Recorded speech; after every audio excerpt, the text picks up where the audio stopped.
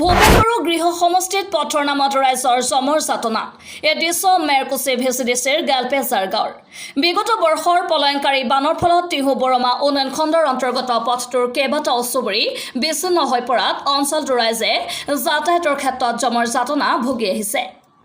খৰালি মাহৰ পথটোৰ ক্ষেত্ৰত বিটিআৰ চৰকাৰ তথা বিভাগীয় কৰ্তৃপক্ষই পথটোৰ ক্ষেত্ৰত কোনো ধৰণৰ ব্যৱস্থা নকৰিলে যেহেতু কণ কণ ল'ৰা ছোৱালীয়ে বিদ্যালয় অহাৰ পৰা বঞ্চিত থাকে লগতে লাগি থকা সাব চেণ্টাৰলৈ যোৱাৰ পৰা বঞ্চিত হয়।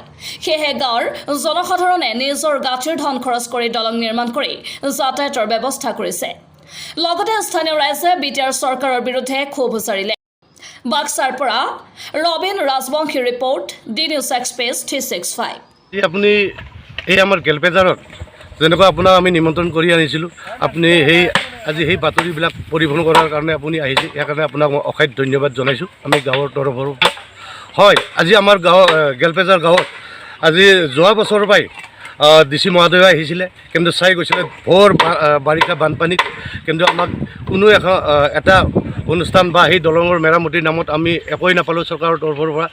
সেয়ে মই চৰকাৰক এতিয়াই আহ্বান যাতে ইয়াত আমাৰ কণ কণ ল'ৰা ছোৱালী মেইন এইটো আমাৰ প্ৰাইমাৰী LP স্কুল আছে, চাব চেণ্টাৰ আছে, কিন্তু এইবিলাকত ল'ৰা ছোৱালী ইমান ল'ৰা ছোৱালী স্কুললৈ আহে, কিন্তু এই বাৰিষাৰ দিনত সেই দলং আদি নাই, কিন্তু নিজৰ অভিভাৱকবিলাকে কলাত তুলি পেলাই এই স্কুলত আনিব লগা হয়।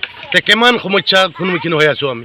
গতিকে সেয়ে মই চৰকাৰক এটি অনুৰোধ যাতে আমাৰ সেই গেলপেজাৰ গাঁৱৰ সেই দলংখন যাতে ল'ৰা ছোৱালী অহাৰ বাবে বা পাব্লিকে যোৱা অহা কৰাৰ সুবিধাৰ বাবে যাতে চৰকাৰে আমাক চকু চাওক। আজি হয় ভাৰতবৰ্ষতে আমি সকলোৱে জানো আজি এনেকুৱা অনুষ্ঠান হৈ আছে, তেও আজি আমি যদি ভাৰতবৰ্ষত এনেকুৱা অনুষ্ঠান যেতিয়া আমাৰ সেই গাঁৱৰ চৰাবোৰ বা ল'ৰা ছোৱালী স্কুলত কোনোদিন আহিব নোৱাৰে, গতিকে আমি আজি সকলো কামৰ মাজেদি ব্যস্ততা থাকে, তেও আজি আমি এটা ৰাজ্যৰ সিদ্ধান্ত বা সকলো আমি গেলপেজাৰ বাসিন্দাই আজি সকলো আমি গোট হৈ পেলাই আজি আমি নিজা পইচাৰে আজি এই দলংখন আজি মেৰামতি কৰিবৰ কাৰণে ওলাইছোঁ।